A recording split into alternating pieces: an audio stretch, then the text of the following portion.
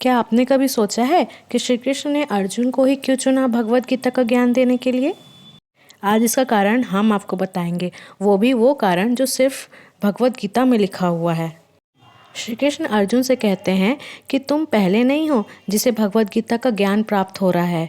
सबसे पहले सूर्यदेव को ये बताई गई थी, फिर सूर्यदेव ने इसे मनु को बताया और मनु ने इसे इक्ष्वाकु को बताया। इस तरह गुरु शिष्य परंपरा द्वारा यह भगवत गीता एक वक्ता से दूसरे वक्ता तक पहुंच रही है। लेकिन बीच में यह परंपरा रुक गई थी, जिसकी वजह से भगवान को फिर से यह अर्जुन को बताना पड़ रहा है।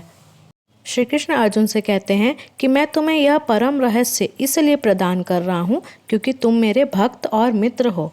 यहाँ पर भगवान अर्जुन से साफ कहते हैं कि वे उसे इस नवीन परंपरा गुरु परंपरा का प्रथम पात्र बना रहे हैं, क्योंकि प्राचीन परंपरा खंडित हो गई थी और भगवान की इच्छा थी कि प्राचीन परंपरा फिर से शुरू की जाए और उनका पहला शिष्य जो हो वो अर्जुन हो।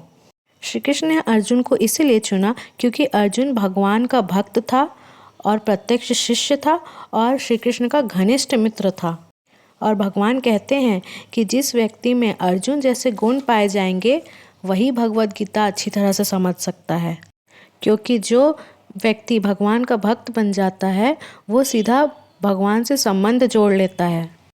अर्जुन का कृष्ण से संबंध सखा रूप में था, लेकिन अब इस जमाने में इस तरह की मित्रता पाना बहुत मुश्किल है। यह दिव्य मित्रता थी जो हर किसी को प्राप्त नहीं हो सकती। अर्जुन के ये सब गुण होने के कारण ही श्री कृष्ण ने अर्जुन को चुना भगवत गीता के लिए। हालांकि सबसे पहले श्री कृष्ण ने सूर्यदेव को बताया था यह ज्ञान, और ये लाखों वर्ष पहले की बात है।